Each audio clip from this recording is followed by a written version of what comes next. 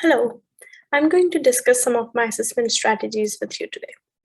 I was teaching a course called as Religious Myths and Worldviews at the University of Calgary.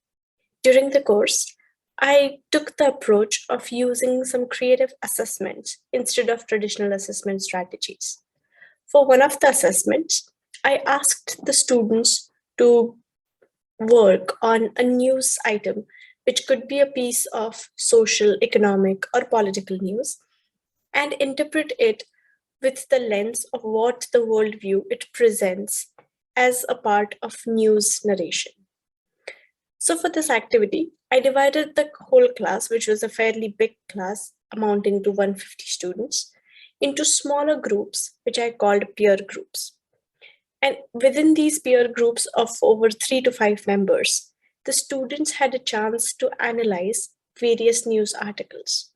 Because it was the time of the pandemic, there were some interesting articles which looked at the benevolence of people or people who helped others during the time of crisis as Messiah, God, or the Savior.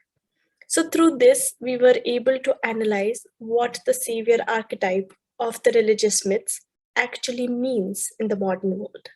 So, this was just one example, but based on these and many such examples, students were able to relate the content in the news with what is at the backdrop as the worldview that we carry with ourselves.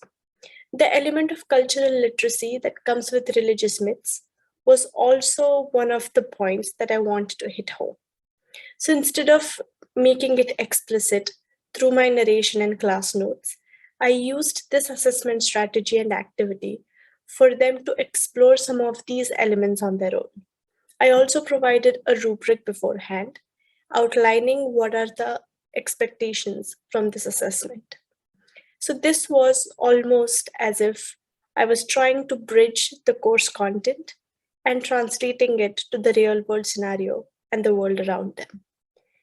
In case of some political and economic news, which was culturally rooted, let's say in Asia or in some parts of Africa, some students came up with interesting bridges that I was unaware of in terms of their cultural literacy, their cultural background, and some of the rereadings of the religious myths that presented various vignettes that were previously unknown even to me.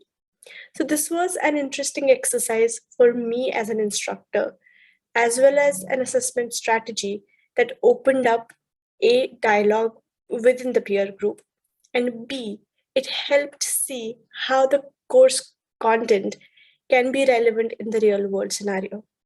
And during this assessment, many students also reported, to my pleasure, that this assessment was actually a refreshing change where students actually thought that they were doing something useful that they could take forward.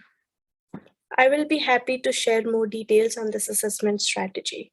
Thank you.